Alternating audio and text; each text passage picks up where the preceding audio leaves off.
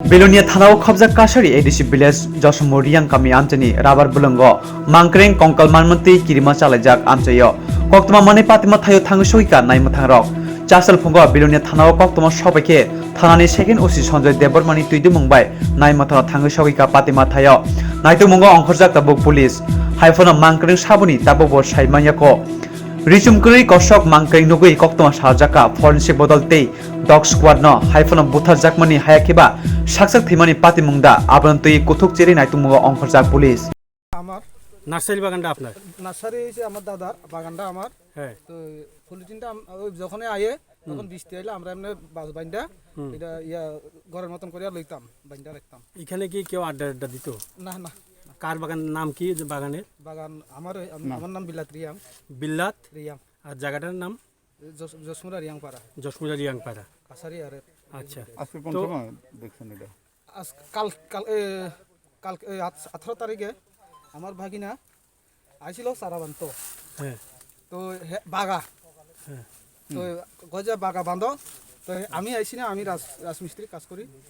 তো অলরেডি হে আইছে আরেক রাস্তা দিয়া আইয়া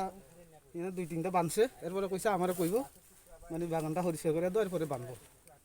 এতে এবার ফিরতে দেখছি বলে মাথা দিছি তো মোর আর কোনো কথা নাই এতে মানে বই হইয়া দুই তিন দিন কইছো না আমারে কালকে রাত্রে গিয়া যায় কইছে মামা ওই যে এরম এরম তো সবাই রে কইলাম আমরা দেখলাম বড় দাদা কইলাম চলো এরম এরম বলে বাগানে আমার বাগানে দেখি আই এটা তো খারাপ কন্ডিশন এত ভালো না